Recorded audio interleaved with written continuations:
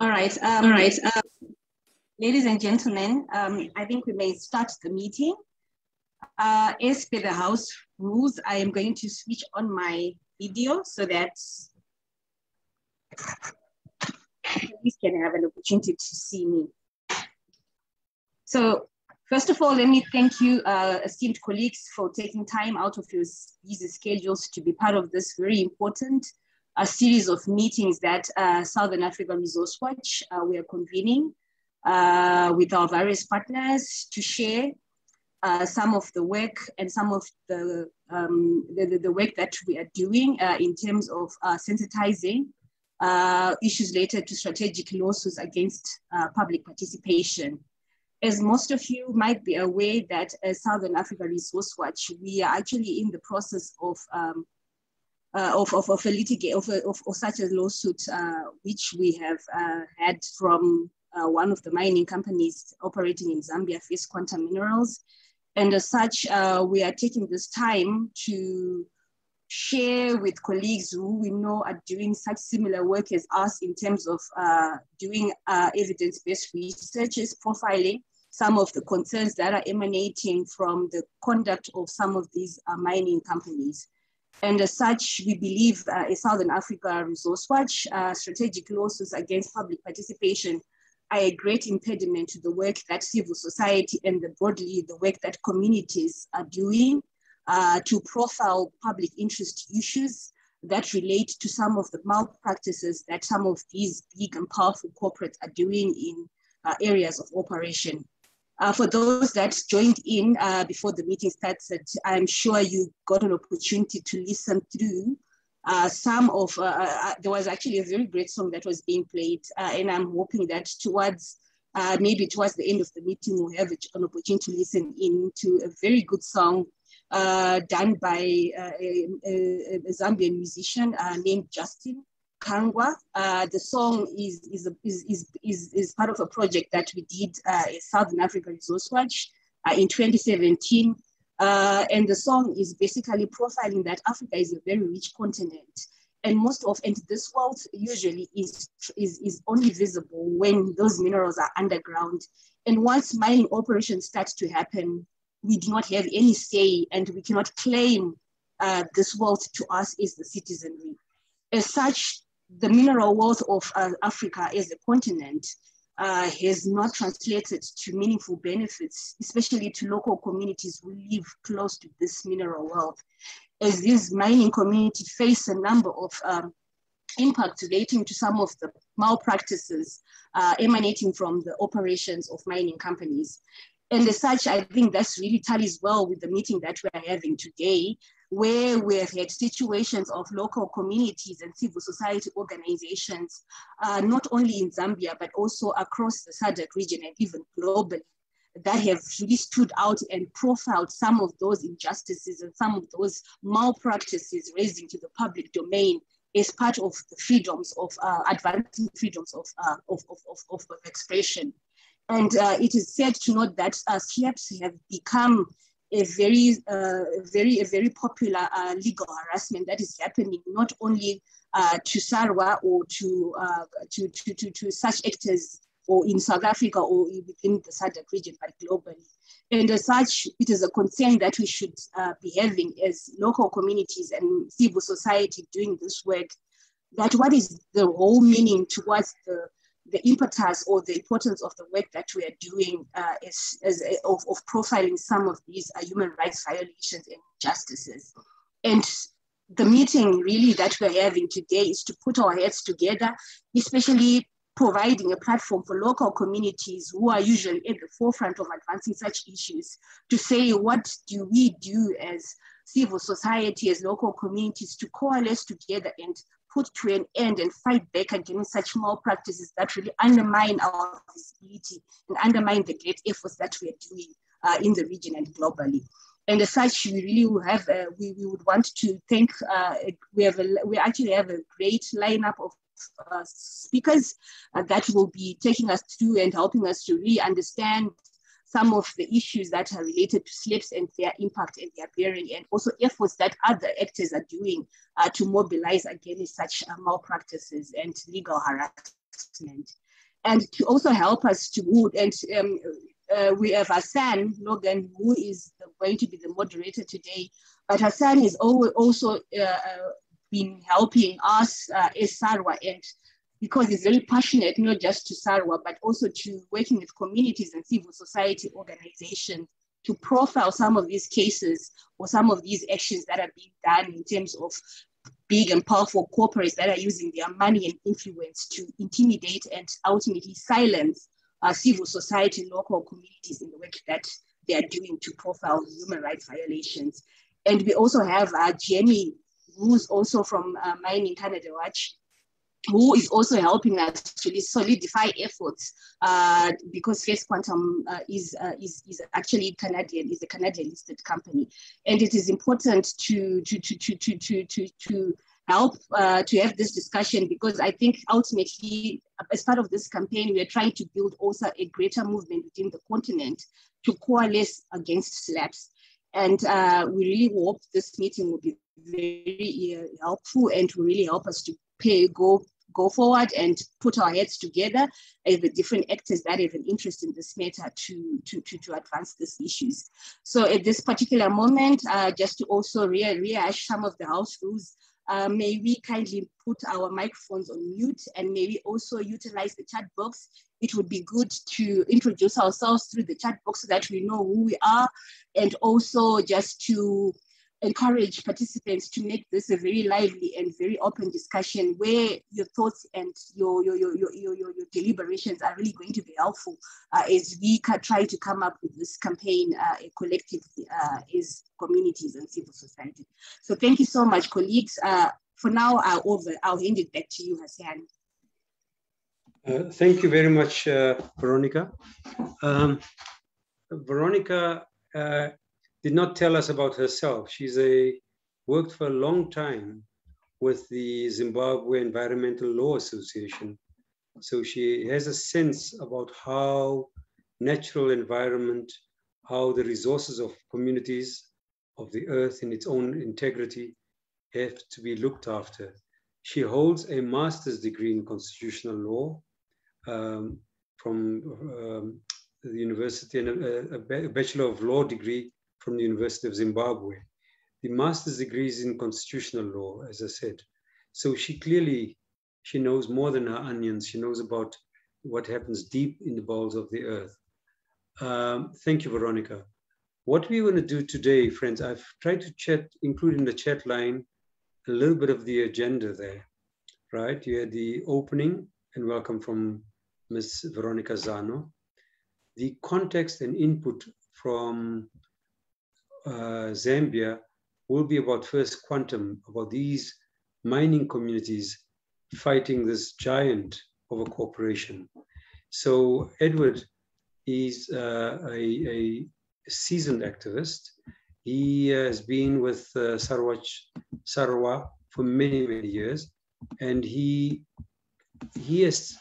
him, Claude, and others have taken on the company. If you go to the company's own website, they would say, we recognize our obligation to extract resources responsibly. They started with all these nice sounding words. So what the organization did, Southern Africa Resource Watch, they said, okay, let us test you by your word. And they undertook a few studies, and they found severe gaps in what these guys say and what they do.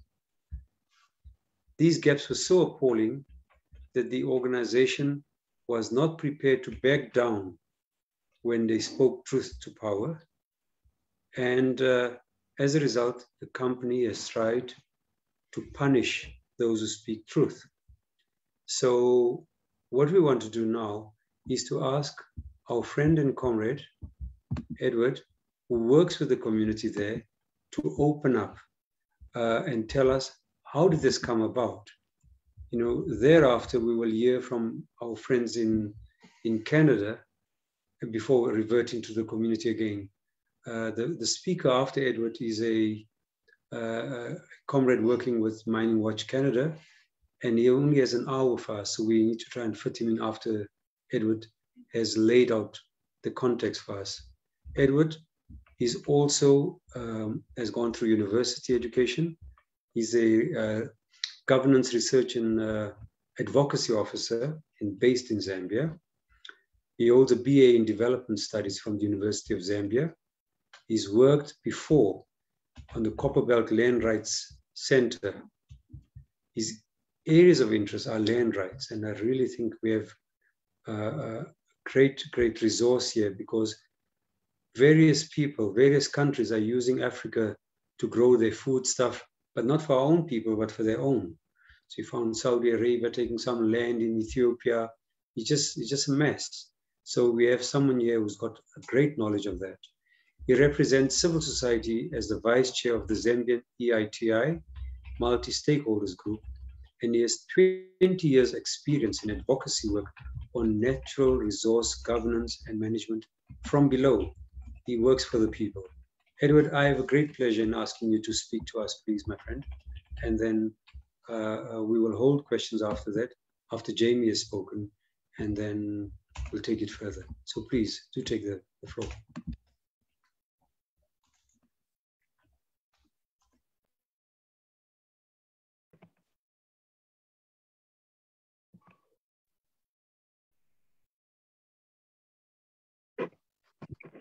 Good afternoon,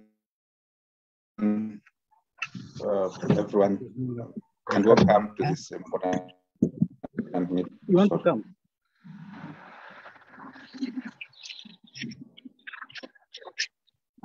You can come, Claude.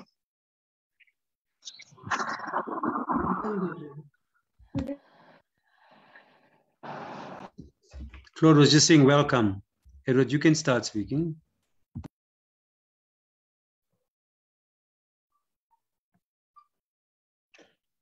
Thank you, Hassan. And once again, welcome to all the participants. My job is very simple, because this is not SARW's show. This is a show for the community. Like Veronica alluded to, as Southern Africa Resource Watch, we undertook a study twice.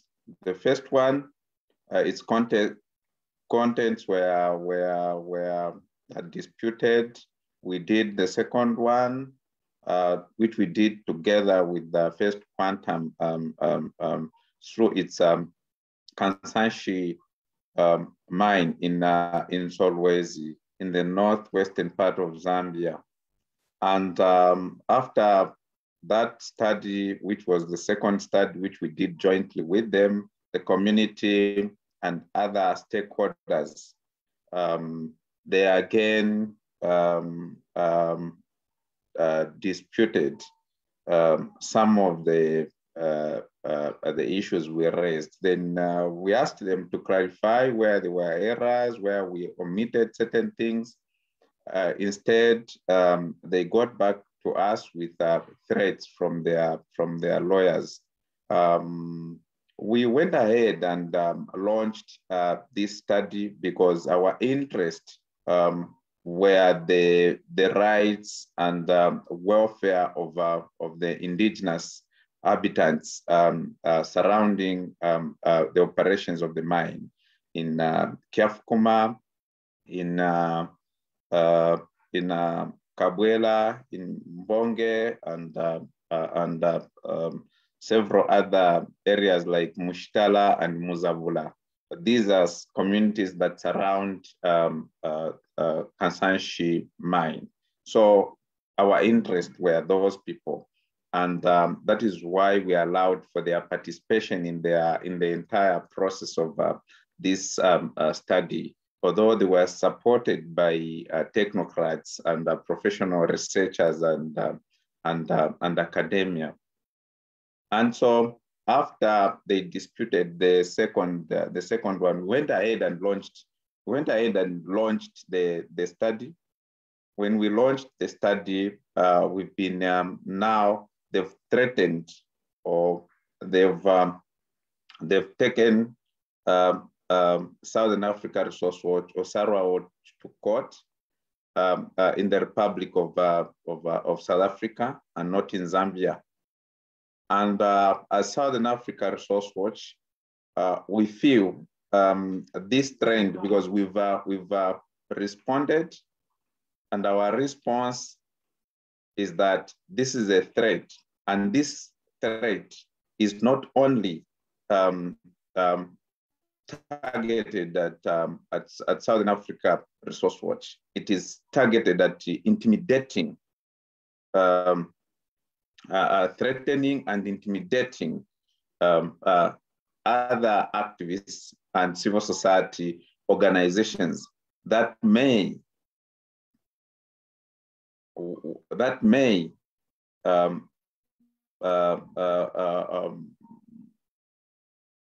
want to do similar works in future. And so, as SARW Watch, we've said no to this SLAP suit. And for some time now, we've been engaging different stakeholders, mobilizing. And what we've realized is that we need to update Zambian civil society, because if left unchecked, this tendency and this strategy of intimidating and silencing human rights defenders might grow, and it may go to uncontrolled proportions. And at the end of the day, it's the community to suffer. So to prove that we did not cook up the information in the report, and to prove that we have no malice against the company whatsoever, and the objective of our study was aimed at trying to offer checks and balances and correct what has been done wrongly, because recommendations have been done towards the government. Recommendations have been done towards civil society. Recommendations have been done towards the company. So it's about how do we balance and ensure that communities that are sitting next to the operations of this mine benefit and from the natural resources. And there is transparency and consideration of their welfare as human beings. And so our meeting today is to share insights on what has been happening and see how best we can help civil society organizations. We can help ourselves as civil society organizations and rally together to protect our interests and that of the communities that we work with. Because these communities, we have a lot of organizations that work in these communities that we are mentioning. There are others that work on land rights. There are others that work on water rights. There are others that work on governance issues. There are others that work on different aspects in these communities. So the question is, how then can we put to a stop this SLAP suit, which is a strategic lawsuit against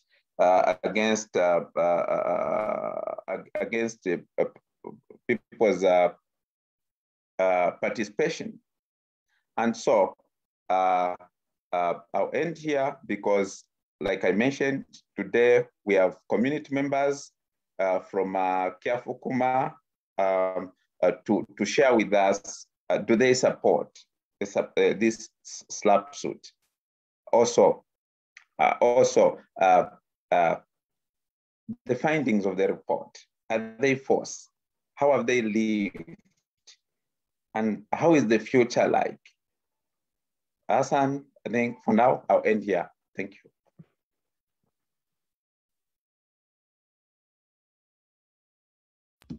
Thank you, Edward.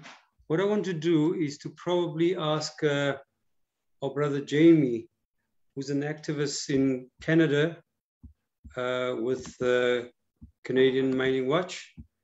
We would ask him, he's been quite active with us from the start because he understands that solidarity needs people beyond its own borders, and humans need solidarity. It's why we exist as human beings. And they established Mining Watch in Canada in 1999, and Jamie was one of the early members there present. He's still active as the communications and outreach coordinator, and he is very active on social media, public speaking, and interested in areas of social strategic research and communications. His work responsibilities include working in Africa, but he also has experience about working in Latin America, right? He has great knowledge about uranium and the environmental assessment tools that are around and how it's applied here and in Canada, never always the same. Jamie has a degree in biology, ecology, from the McGill University, and he specializes around environmental resource management issues, mining, and indigenous land rights for many, many years. It's our pleasure to have our friend and comrade, Jamie Neen, to speak with us. And we know we have a lot of questions for him, and he may not stay too long, but we have to improvise on the program to have him come first, so we can probably take questions thereafter so that we can use this time with us very productively and then go back to the community people. Jamie, over to you. Thank you, Hassan, and good afternoon. And thank you to Southern Africa Resource Watch for putting together this discussion. It's good. I think it's really important to tackle these issues collectively, to share the experiences and learning, and to build mutual support and solidarity across the broad range of civil society who are challenging powerful corporations and individuals and risking all kinds of attacks in doing so. Unfortunately, we're used to talking about intimidation, threats, and physical attacks, including rape and murder, because this is the sad reality that many comrades face in simply trying to protect their communities, their lands and waters, and their livelihoods. But powerful individuals and corporations can also use legal tools, and perhaps even more effectively, since they can paralyze or even knock out a troublesome organization or leader without the risks and potential unintended consequences of illegal and violent acts. So that's what I want to address today. What are these legal instruments and how can we counter them? I will start off talking more broadly about libel and defamation laws and then focus in on what we call SLAPs, the strategic lawsuits against public participation, like the present accusations against SARW. There are also other legal tools that corporations use to shut down opposition that people may want to talk about, including injunctions and court orders to shut down specific protests or activities, as well as a range of spurious charges that they can file, and in some cases just leave them hanging over people's heads in order to intimidate and silence them. So please bear in mind, I'm not a lawyer, so I'm talking from the perspective of an activist, an organizer, a non-governmental organization, and specific legal questions should go to the legal experts. And we can also talk about who those lawyers and legal organizations are and how to work with them most effectively. So generally, libel and defamation laws are intended to protect individuals from false accusations or damaging information, and I think it's fair to characterize them as being designed to protect the reputation and the credit rating of men of property and privilege. And of course, as the documentary film The Corporation brilliantly explores, Western and colonial legal systems have accepted corporations as legal persons, so they're entitled to the same legal protection. Of course, I also have that protection, as does Mining Watch or SARW, but we do not have the money or the expensive lawyers to make use of it, even when we're publicly slandered and libeled by mining promoters and newspaper editors like Peter Foster. Such legal proceedings are extremely expensive and time-consuming. So let's look at the concepts. Libel is the act of publishing or even republishing something that is untrue and damaging to someone. And by the way, that's why Mining Watch, for example, is very happy to promote and republish the material of SARW. And this is, again, this is a matter of solidarity. It's a question of not just expressing support, but actually standing with the people who are under attack and putting ourselves in the same position to see what happens. You know, defamation, on the other hand, has to do with damaging information, which may even be true, but meant to cause harm. How broad those terms are and how one can defend against them depends on the specific legal system and the specific laws.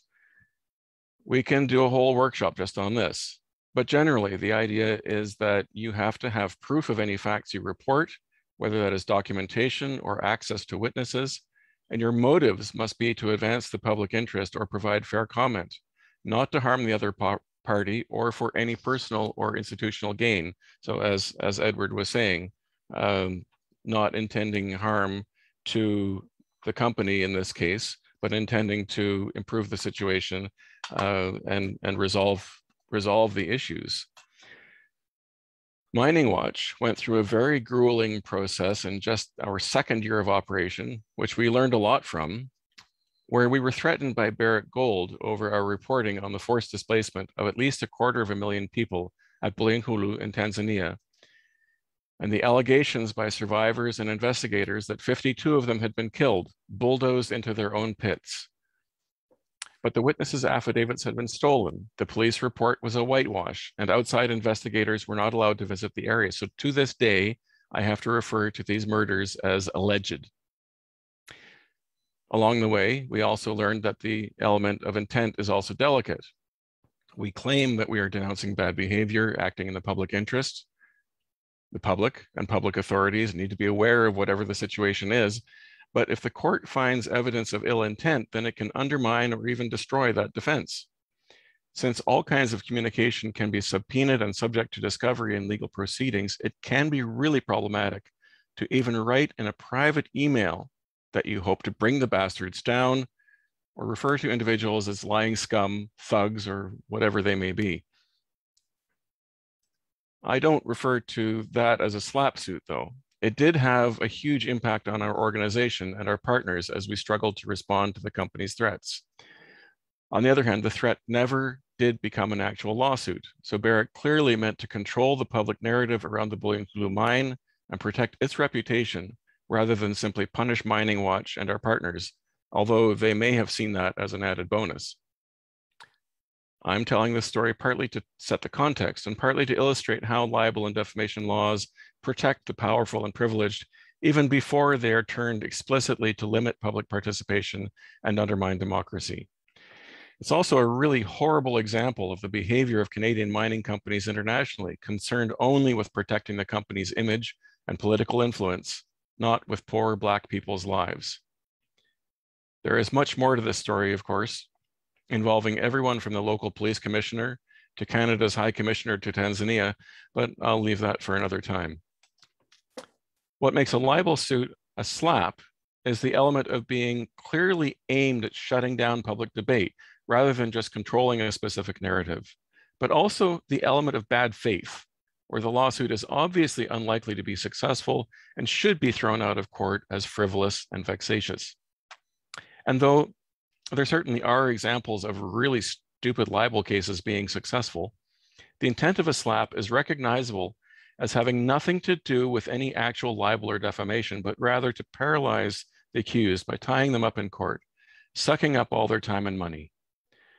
Just as importantly, that kind of punishment is meant to serve as a deterrent to anyone else thinking about criticizing that company, no matter how egregious its behavior.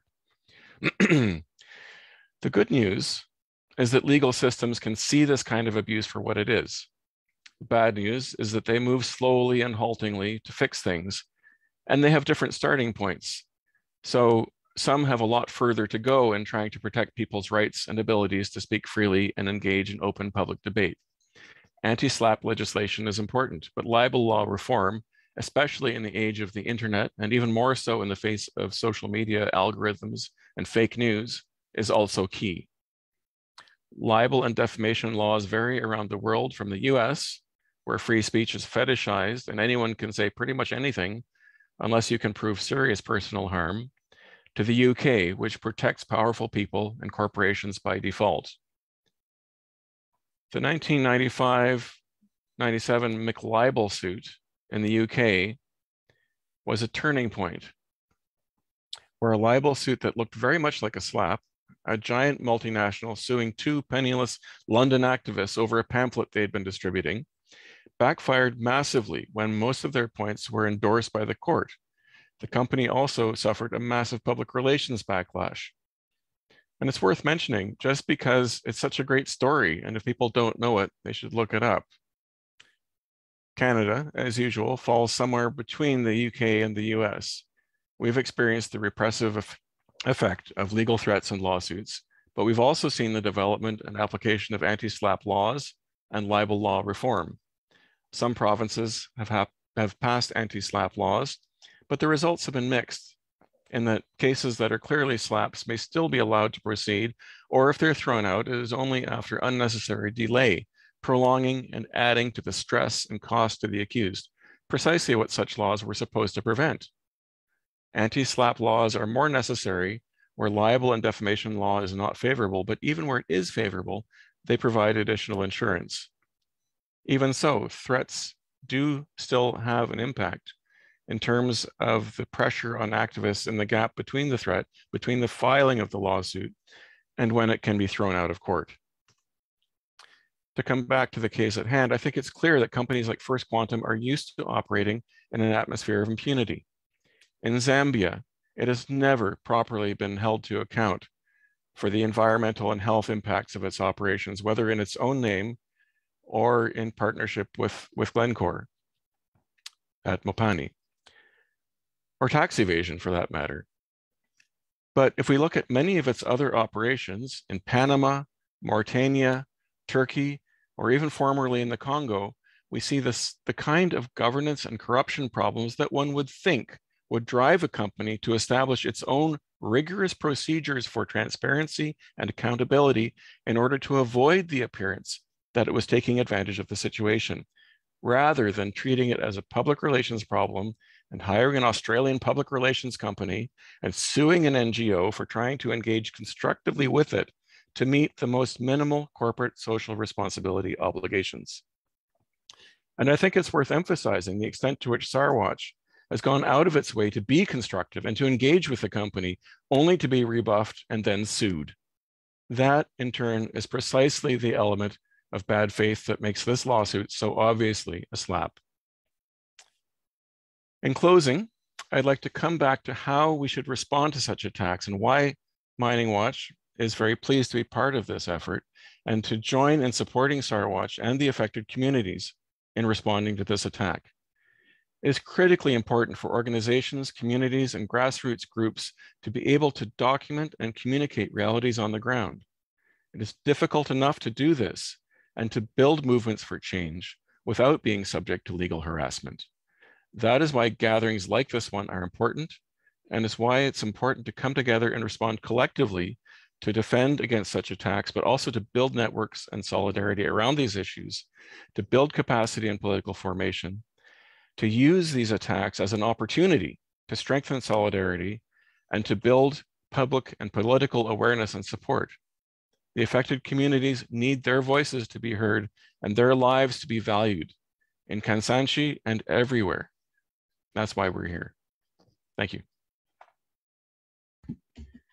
Thank you very much, Jamie. Have you got at least 10 minutes or so for questions, Annette? Yeah, sure. Yeah. As we want to open up to the floor because Jamie won't be staying too long. And I may have to kick off while people are looking for their questions. Please, if you have a question, put up your hand, raise your hand, and we'll recognize you.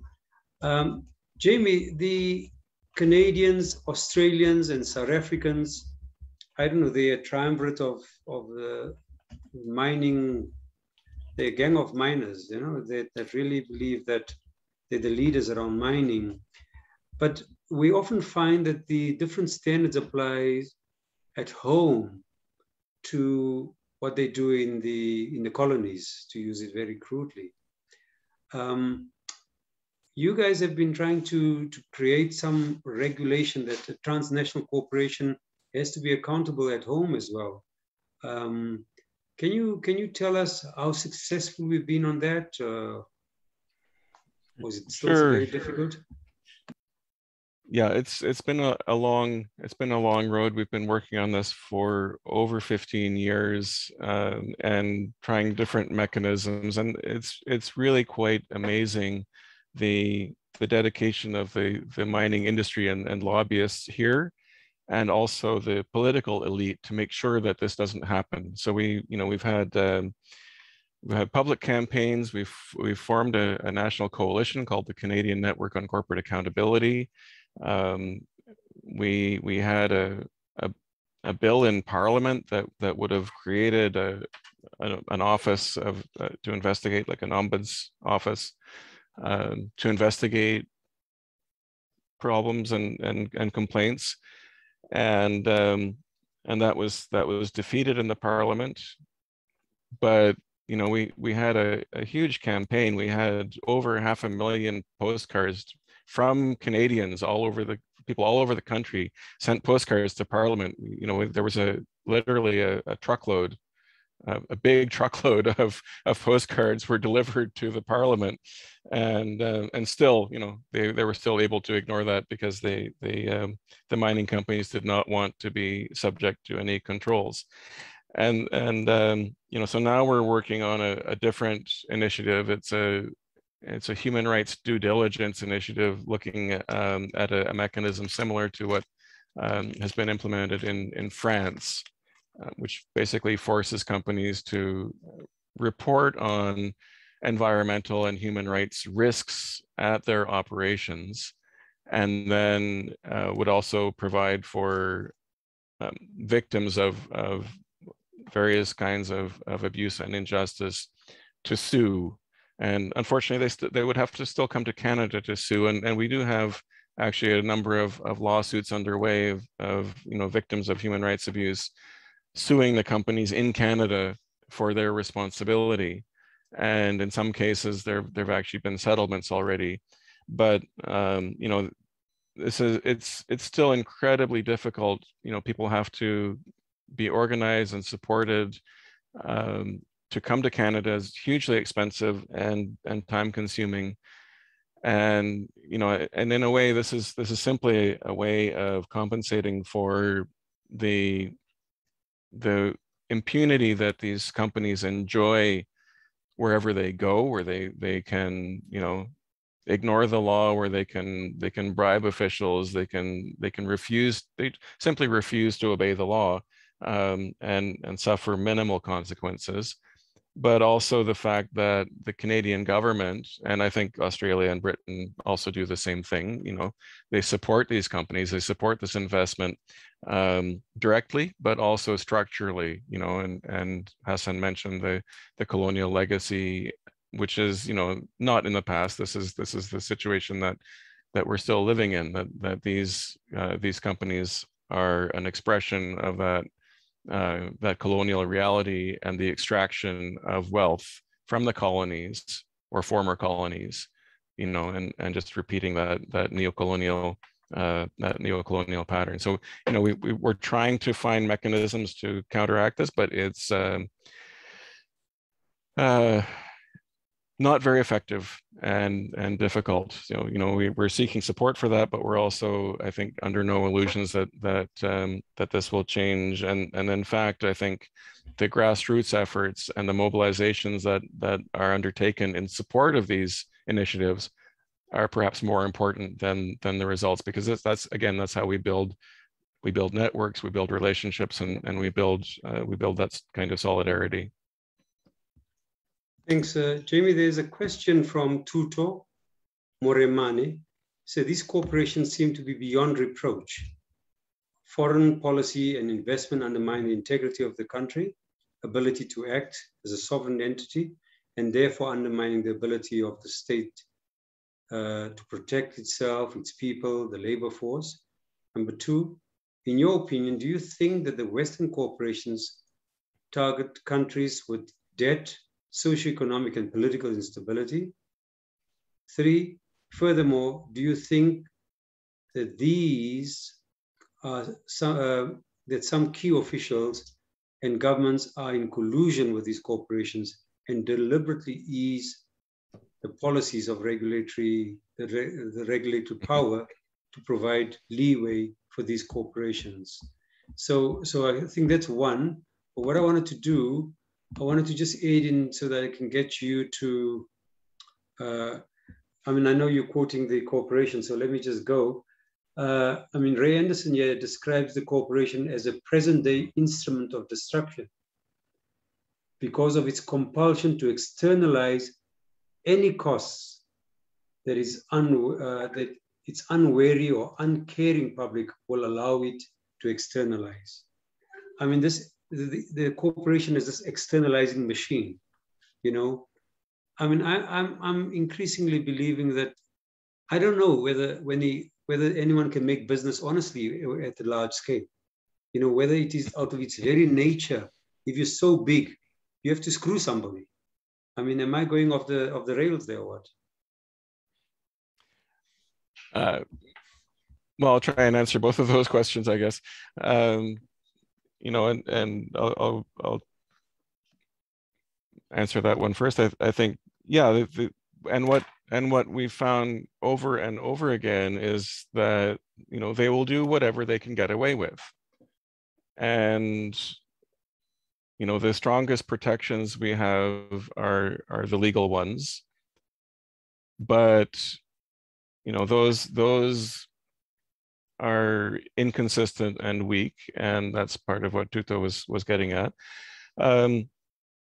You know, so it's a question also of mobilization and, you know, direct action of making sure that people are able to protect their own interests, and, you know, and again, working together to create and defend those realities, those situations, that kind of organizing and that kind of mobilization, so that even when the corporations are, you know, taking advantage of weak governance, of weak regulation, weak enforcement, even, you know, where those legal requirements exist, that they can't get away with it, and that we use every other means at our disposal to prevent that, and to redress those harms. So I'm not under any illusion that that's easy, but, you know, it's hard work and dedication, but that's the combination of work that we try to do, you know, to support the communities and support the organizations that work with them, but also to change the rules, you know, and whether that's in Canada or internationally. And I think, you know, this is where we see organizations like the international financial institutions, the development banks, the World Bank and the IMF, you know, rebuilding the economic conditions to facilitate that extraction, not to support local economies, but to support the colonial extraction. And, you know, in response to Tuto, I would say that yes, absolutely, they local officials are in collusion, and, you know, there are different types of corruption. You know, it's not just for cash or for, you know, benefits. It's also, in many cases, ideological, that people think they're brainwashed into thinking that foreign direct investment and, you know, the only way to save people is through massive industrial development, and, you know, ignoring the value and importance of self-sufficiency and you know, appropriate development, locally driven development that actually responds to the community's needs and not to the needs of investors. You know, so that this is all, yeah, I think that some companies do target places and countries where those conditions exist, where they're able to exercise that leverage. to them, these are opportunities. We're seeing, and just since last November in Ethiopia, in Tigray, we're seeing a huge influx of small junior Canadian mining companies taking advantage of the conflict, which it's we saw that before also in South Sudan, which is astonishing. If you look at these, you look at the state of governance and in an open conflict, and there's still no shortage of companies willing and eager to move in and take advantage. Jamie, I know we have to let you go. There's just one more question, but I think that, let me just say, in response to your question that they utilize weak regulatory regimes and that, in fact, in many cases, even in the UK, they make sure that the law is written in a bad way to suit them. And then when they fall foul of it on tax loopholes, et cetera, then they start saying, well, we are just doing what the law said. So they spend a lot of time lobbying that there's weak regulation and weak law. But anyhow, here's but also, I just want to mention, we have this problem in Canada. We have some excellent laws protecting fish and fish habitat. Our waters are protected, but the law is not enforced. And we have investigations underway and so on as to how that happens. But I just want to point out that political influence is such that if there's a violation and what the company gets is a letter saying, oh, we've noticed you're polluting this water, would you please stop, and we'll come back in 3 months and ask you again. There's no fine, there's no court proceeding. Right. Like they should be shut down. They could be shut down legally, and that's not what happens. Again, because of the power and influence of these companies. We used to talk about this as a sweetheart relationship. Yeah, and you can talk about corporate capture as well. It's it's the same syndrome. So I do have to go. I'm really sorry, but thank you. The question is that on divisions, this is the business here of our work. We're going to let you go, but it's something that we will have to discuss, that they fragmented civil society groups in Zambia. But anyhow, and I think that goes to Edmund's question in the comments as well, which we'll have to pick up. Thank you. We will pick it up, Edmund. Yeah. Thanks a lot, Jamie. Thanks for coming. Take care. Thank you very much. Our next speakers are from the community, because nothing can happen without the community. So we have two speakers, Shedrack Kasongo and Yolida Kwabanya. Are the comrades there as they make themselves available? I will just read. They are here. I think they are ready to start. Okay, can they get ready? I just want to say who they are. Our brother Shedrack is a farmer, and we have to thank him for the food we get, and has lived in Kyakufuma village for 35 years. He's been a community focal point in the Zambia Land Alliance. He contributed to the study that we are now discussing here. And Yolida has been a reliable farmer in the same region, or in Kyabanya village, for more than 40 years. Oh, she's a member of a farmer group and agricultural cooperatives in the area, and was part of this study. She's lived there for a long, long time. They're saying that she's been a farmer for 40 years, and when you look at her, you can't believe it. Eh? Welcome, friends, and tell us your story. Because without you, there is no story. Thank you very much. Thank you very much. Good afternoon. I'm coming from Kyafukuma, which is just 1 kilometer to the wharfence of the mine of Kansanshi. There are so many problems that we are facing in Kyafukuma, but the bad side is that we are adding that they are taking these people who are helping the community to work close with the community and the mine. We hear that they are taking them to the court and so on, which is not good. This platform, if it cannot be aired the community will die completely. So we appreciate without this organization, nothing the community that can do. One, we had a issue of extension of the warfare in Kyafuma. We had this, and it was very big because it was just like Kansanshi mine decided on their own to extend the warfare without the knowledge of the community. If you can look at the benefit of the community, it was just 500 kwacha. They give 500 kwacha to the community, and the land goes like that, which is not good. This mine promised the community that they are going to build schools, hospital, and so on. There are so many things that they promise. Up to now, if you move to Kyafuma community, you can climb the way that the community they are living. So we are still.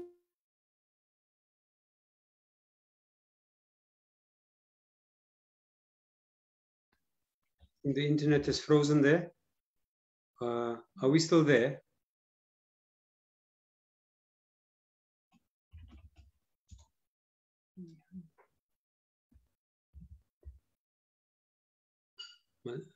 Hello, Masutani.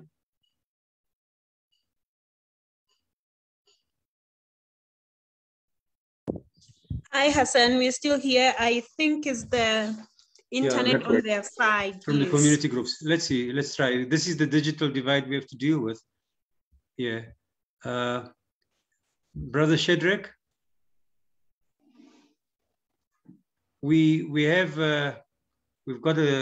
we're beginning to get the gist about the false promises. You know, the gap between what was stated and what was realized. And our brother Shedrack Kasongo was now just getting into his stride, and then I think he got taken out of it. Are you back, Brother Shedrack? We can't hear you. Just put on the mic. We lost connectivity, so he will go. He will start from where he ended. Thank you. Yeah. Thank you very much. Thank you. Let me just conclude. We have got a poor network of load from town to Kyafuma. In my mind, I was thinking that since this mine is located in our community, the mine can help us to grade our load from town up to the village. Then we don't have self-water. We only have one bone mill if you go in Kyafuma, and one is in Kamatete. School, we have got just one school, and they promised in 2017, the mine promised us that we are going to upgrade the secondary school. They haven't. And they have teaching the community that they have built a school, which is not good, because they are saying that money we're supposed to give to the community for extension of the welfare, it is out there saying, no, we have diverted that money to build schools. And they are saying that there is conservation farmers. I'm very sorry as a community. Conservation money, we are paying 5 bags of maize, 4, which is 80 kg per bag. And they give you 1 bag urea and 1 bag decompound and 110 kg of seed maize. That is what they are doing to our community. Thank you very much. Okay. Thank you very much. Thank you, Brother Shedrack. Could you get our sister Yolida, please, to take over?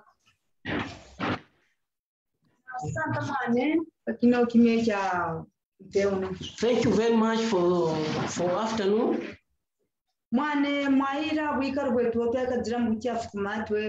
The way that we are living in Kyafuma, we are very poverty because of this mine of Kansanshi. mwani vakansanshi mukuitwandira kwaveturaire Kansanshi mine promise us as a community.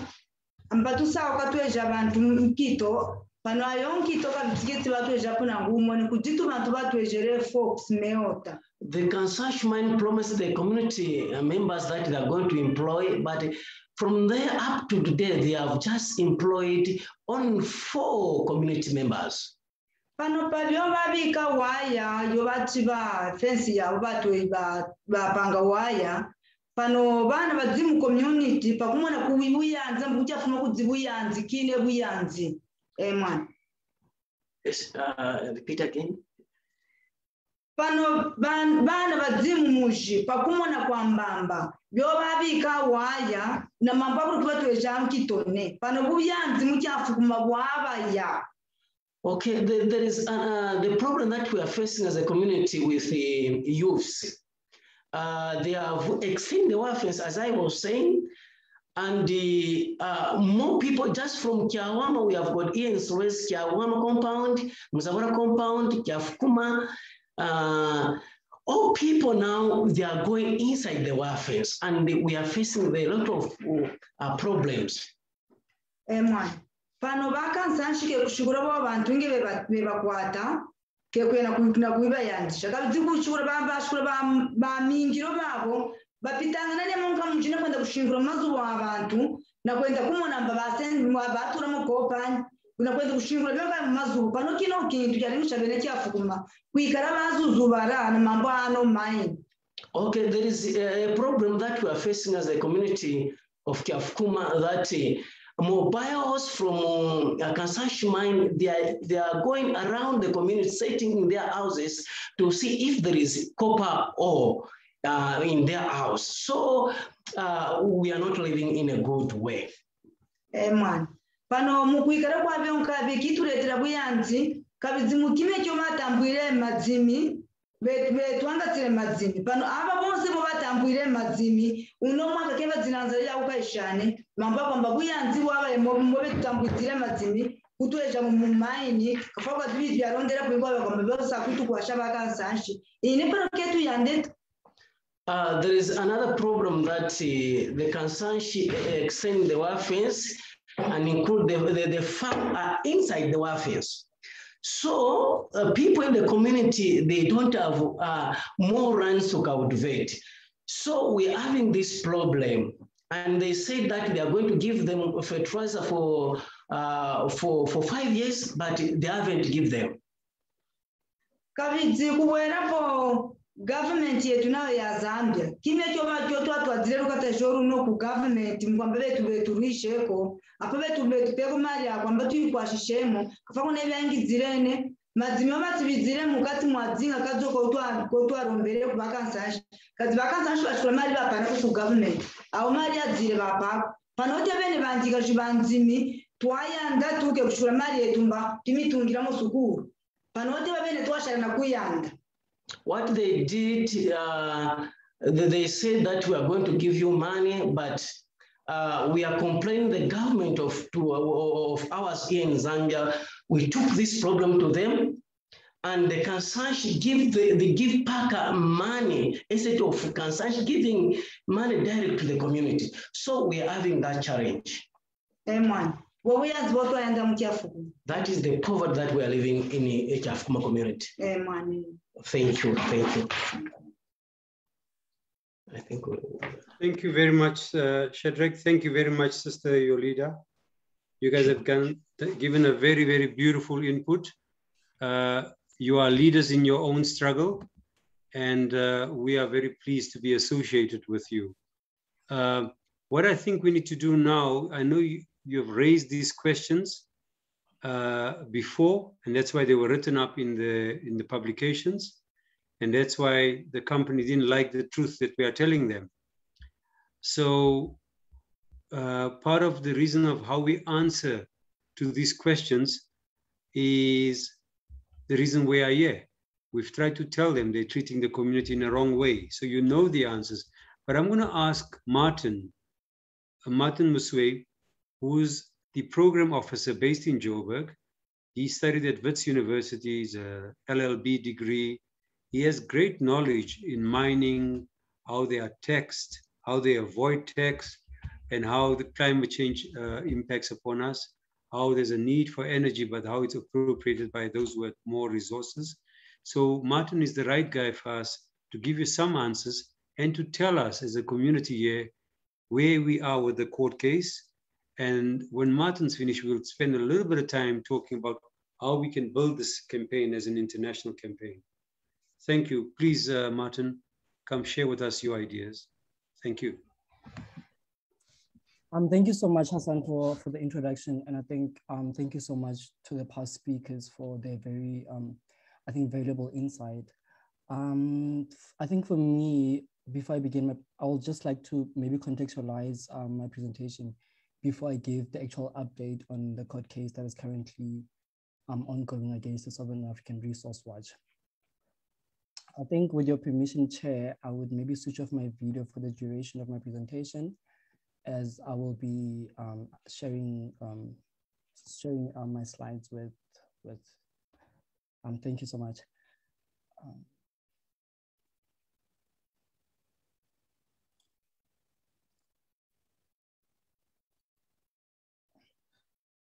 Okay. I think before I begin, I would like to begin my presentation with, I think, this very powerful quote from a mining activist in South Africa, Lauren. She says, "What are we going to say to the generations that come after us? Surely they'll be asking us, how did it happen under our watch?" And I think this quote is really important because it forces us to reflect on the current times and on the ongoing, I think, corporate impunity, human rights violations, environmental rights violations against communities, especially in the global south, in Africa. And to ask each of us individually, what are we doing to speak out against corporate impunity, to speak out about the ongoing issues that many communities face, and individually. I think before I just want to, I think, contextualize my presentation in a way that it sort of sets a context of why we're here today. Like, I think everybody is wondering why we're here today. And I think I want to sort of frame the issue of why we're here today and frame the SLAP suit into, like, give it just a broader context, because I don't think the SLAP suit that SARW is facing currently is just unique to SARW. I think what is happening to us is a collective experience shared by so many activists and many mining communities in the global south who have spoken out and who have tried to resist the corporate impunity in Africa. So there's two key stakeholders, I think, in this conversation, which is mining companies and communities. In many mining processes, or even before mining processes begin, I think it's very important to recognize that communities are an integral and key voice in the extraction of natural resources everywhere. Like, communities are at the heart of mining.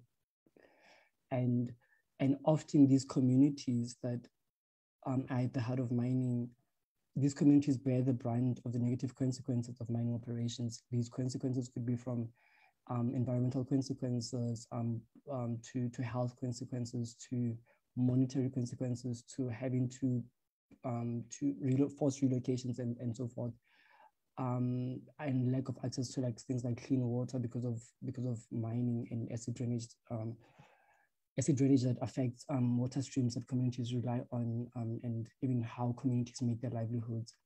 Often before mining operations begin, communities are often moved to make space for mining.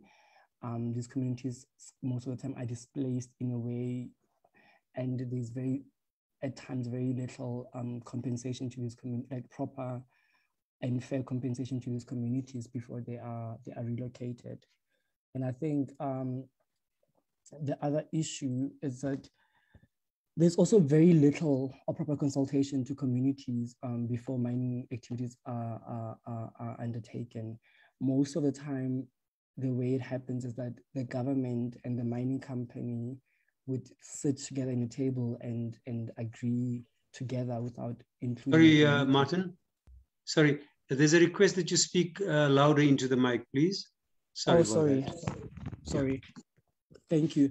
And then I think there's at times before mining operations are undertaken, the consultation that should happen between the community, mining companies, the state, does not really include communities' voices, and communities are often sidelined in this process, and the mining operations carry on without much voice and inclusion from the communities. Often once the mining operations start, the mining operations lead to human rights, environmental rights violation, in the sense that communities' rights are violated, and that mining activities obviously would have negative consequences to the environment, which in turn affects people's individual rights to a healthy and safe environment. And then also furthermore, when the mining operations have started, mining companies tend to neglect their duty and obligations to the community. And these duties and obligations to the community come in the form of corporate social responsibility initiatives that they are legally and morally and socially obligated to perform for the communities where they conduct their operations. And at times there's not really been proper fulfillment of the corporate social responsibility implementation from mining companies. And I think this, what I just presented, sort of explains why we're here today. I think so. This is what would eventually happen. The state is meant to oversee all and have oversight over all mining operations that are carried on in their country.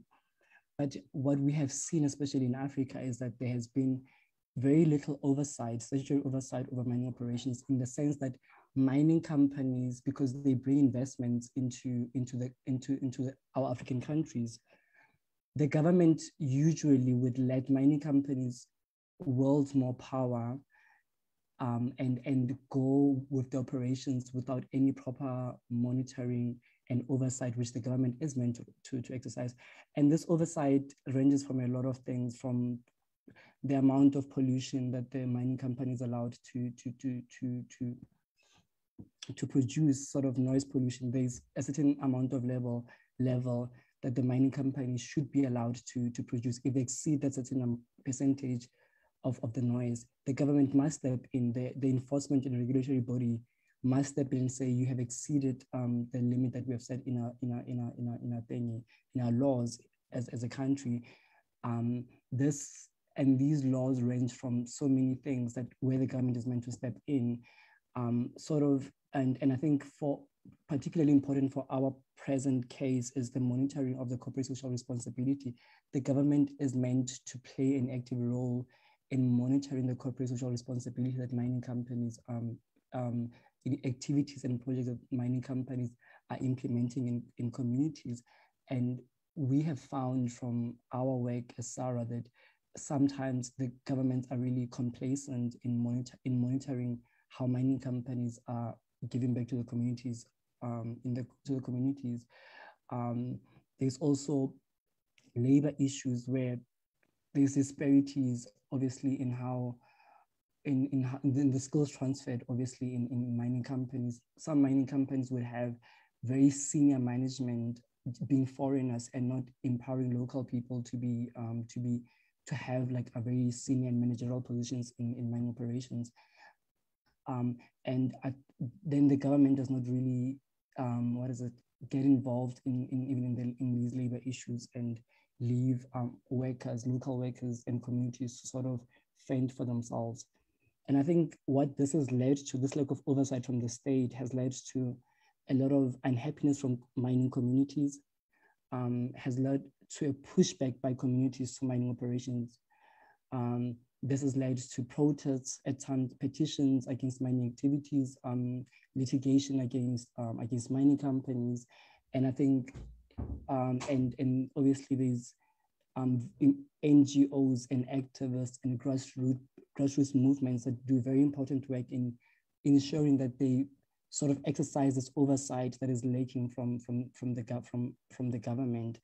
And most of the time, NGOs and civil society organizations would produce independent reports on mining would produce independent reports on mining activities, and these reports mostly are not really well received by mining companies, because these reports would look holistically at the mining activities of a company and would say, is this company complying with the laws of the particular country, Zambia or South Africa or any other country?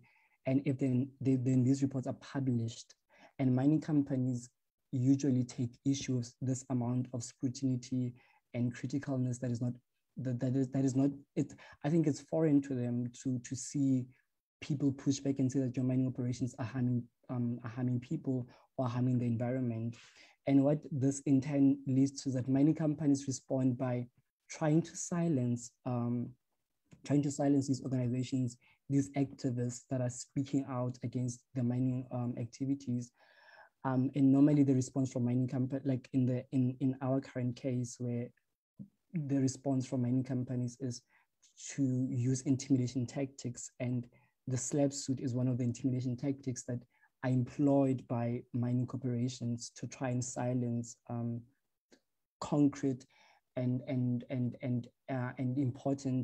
important review and assessment of their mining operations. And SLAP suits are generally global. They're not new to us, and this has been used over and over and over to try and intimidate people who speak out against what is happening, with what the impact of the mining activities are having on the environment and even on people's lives. And I think this is how we arrive at our current current court case, where it's First Quantum versus the South African Resource Watch. The court case obviously was, I think, just to give you a background of why there's a court case against the South African Resource Watch, is that over the years, people who know SARW and SARW's work, SARW is an independent watchdog over mining operations in the SADC region and generally over Africa. SARW was monitoring First Quantum's corporate social responsibility initiatives and projects in the SARW district in the Northern Western Province of Zambia, and produced 2 reports. I think the one report is Living a Parallel Universe, First Quantum versus Communities, which focused on the plight of communities in around where the First Quantum operations are taking place. And SARW published the findings that SARW came to after visits and months and months of study of this corporate social responsibility, was that the corporate social responsibility initiatives or projects that were undertaken by First Quantum Mining were really not benefiting the community and really lacked. So as a result, First Quantum said, we take issue with the findings that SARW has published in the report, and has thus tried to force SARW to withdraw the findings of the particular report. And when SARW said, but these findings are based on our actual study and our experience over the years, and speaking to actual communities, they're based on the lived realities of communities, of speaking to so many community members who have affirmed that these corporate social responsibility initiatives, like the schools build and so forth, are not up to standard. And in SARW's refusal to retract the report, FQM then issued summons against the organization, and 2 of its employees, Mr. Edward Lange and Mr. Dr. Claude Kabembe, issued summons in March 2021. And these summons, even though the mine and the communities are based in Zambia, the summons were issued in South Africa, and First Quantum is represented by a South African law firm. SARW then, after receiving the summons, lodged a notice of intention to defend the strategic law, what it deems as the strategic lawsuit brought against the organization. And I think in opposing the strategic lawsuit, SARW filed what is called a SLAP suit. So in the South African context, the South African courts have recently, in the mineral sense, what is called the mineral sands resources matter versus Randall, the South African courts have recognized that a SLAP suit can be a defense. So this would be that when a company alleges that it has been defamed and sues and takes action to sue an activist or community, like SARW has been sued for over R1 million, the courts say, no, but this is not, you're not just suing these people because you think the things they've said about you are defamatory. You are suing them as a means to silence them. You're taking advantage and abusing the court process. And the court, and in this defense, the courts say that you should not be permitted to do this because you are using this to silence genuine and valid public criticism regarding your conduct as a mining company.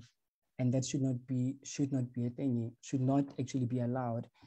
And furthermore, I think the defense goes to say that recognize that a SLAP suit is just an ulterior motive of discouraging and censoring, intimidating, and silencing civil society community members from speaking out against the company.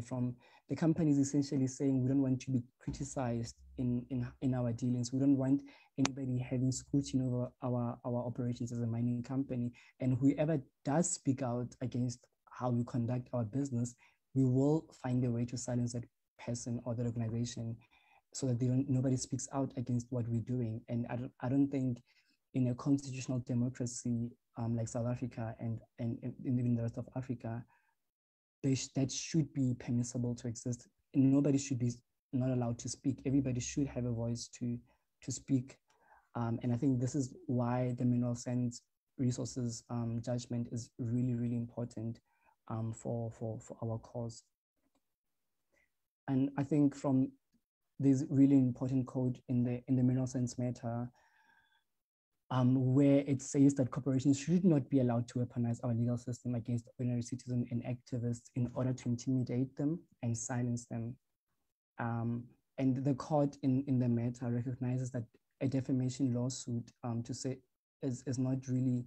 It's not it's not bona fide in a sense that it's not in good faith. You're not saying somebody said, essentially the company is not saying somebody said something bad about me in good faith. They're just merely doing this to silence the opponents and anybody who criticizes their operation, and that the litigation, in the sense, the court case in a sense, is not aimed at vindicating legitimate rights that the company might have that were aggrieved or violated, but it is aimed at a broader purpose and strategy to intimidate, distract, and silence public criticism in an improper and I think very gross use of the judicial court processes.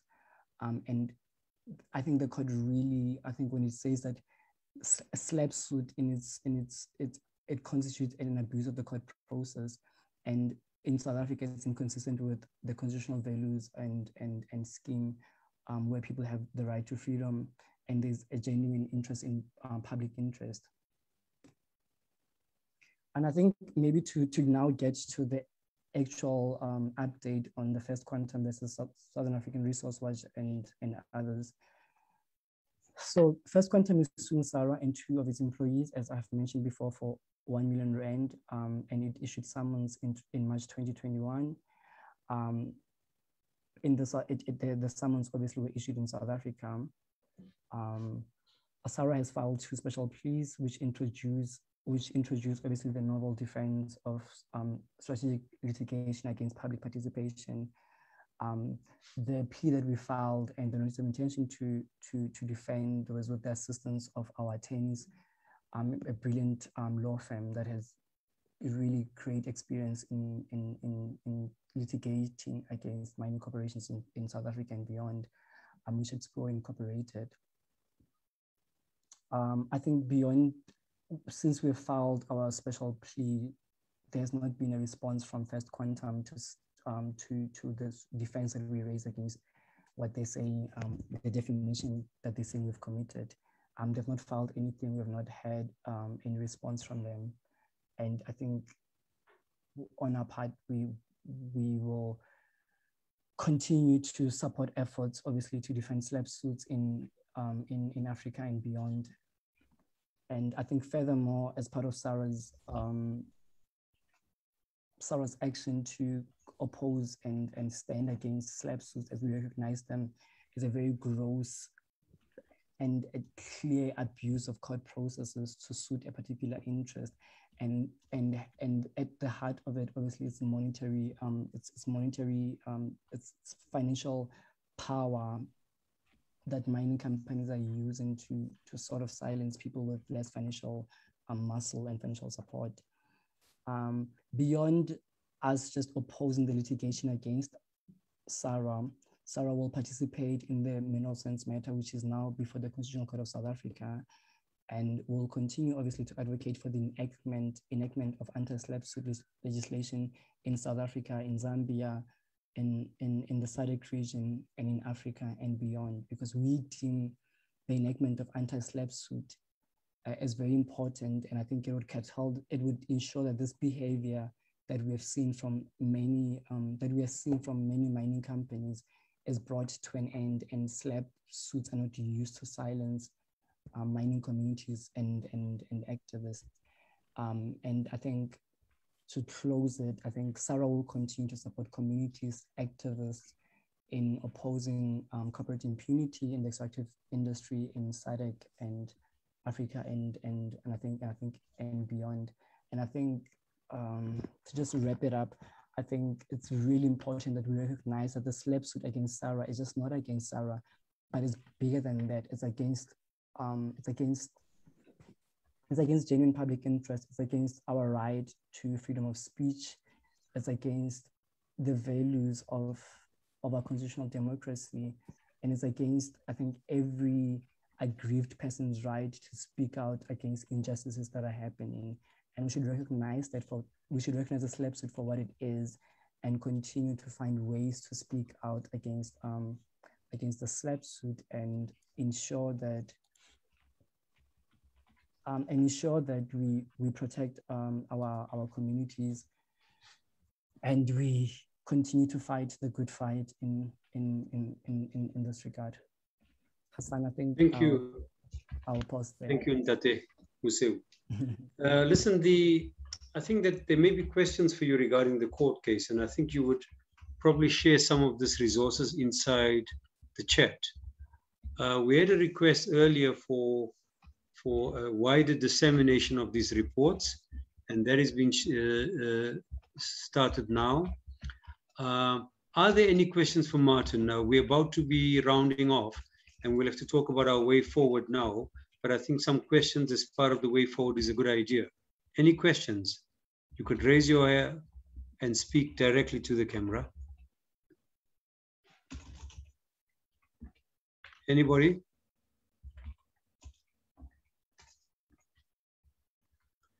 Martin, then maybe what we need to do, so what you're suggesting to us is that you want to be, SARWatch wants to be a friend of the court in this important matter of mineral sands, which comes up in the next few months. The company has not moved, and so we have a kind of standoff. But on the side of the people, we will continue to advocate the truth that we live by. But we've made contact with Canadian civil society. We're trying to talk to communities all over the world where such companies do damage to them, particularly Canadian companies. So that's the other action. We have joined up with Asina Loyiko. Could you, Martin, tell the community why this is important for Southern Africa, at least?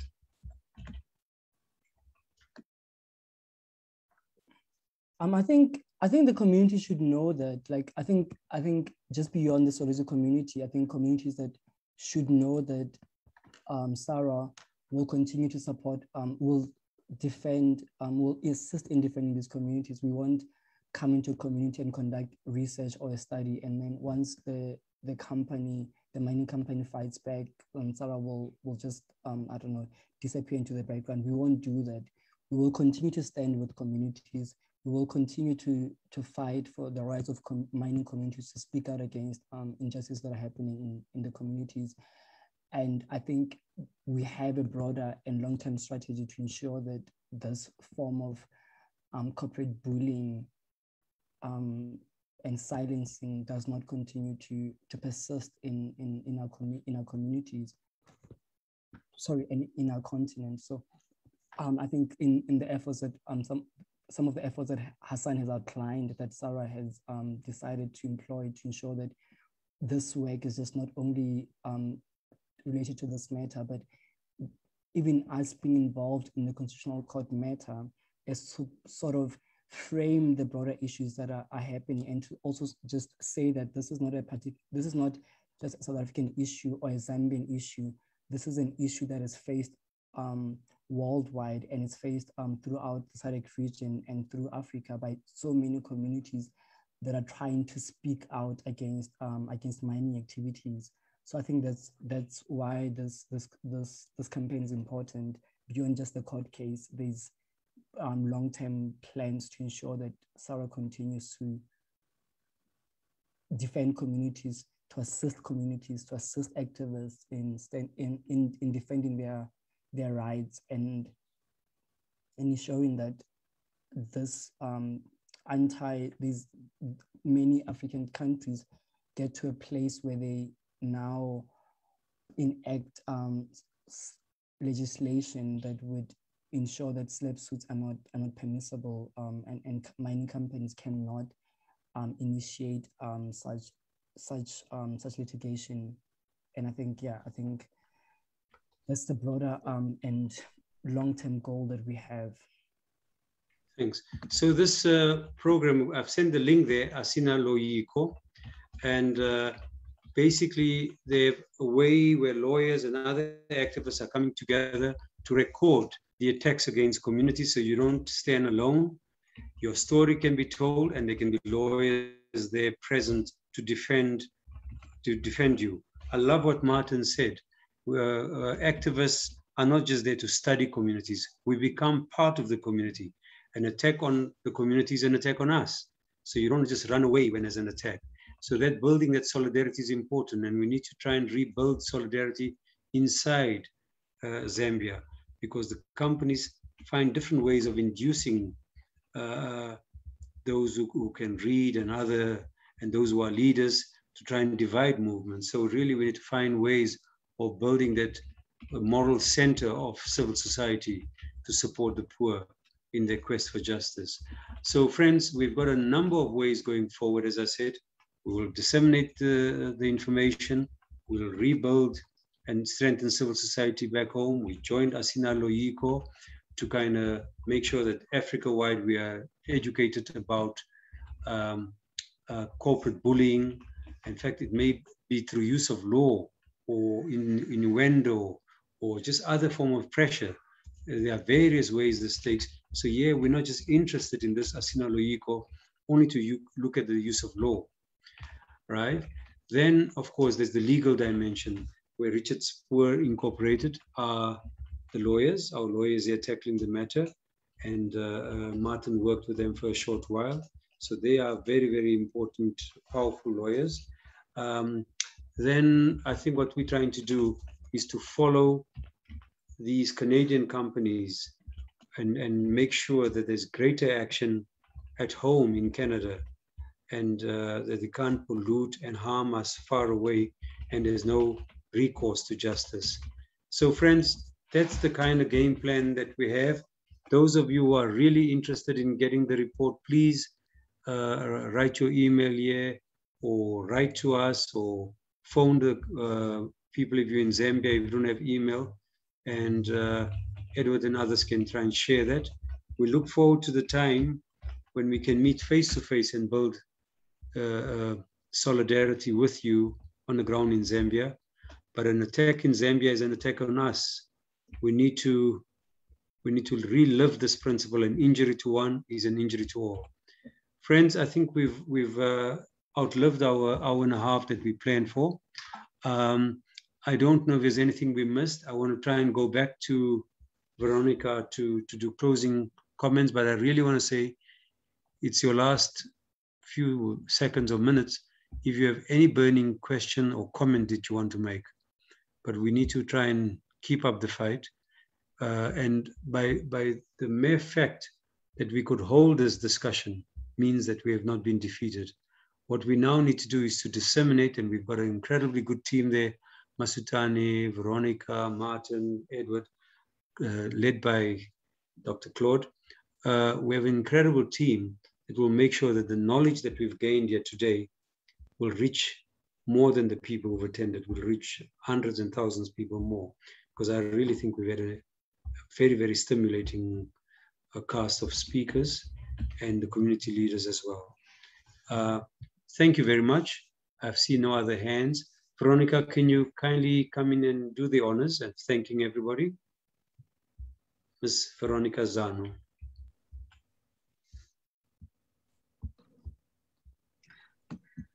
Thank you so much, Hassan. Thank you so much to our esteemed lineup of speakers. It has really been a very informative and highly engaging discussion.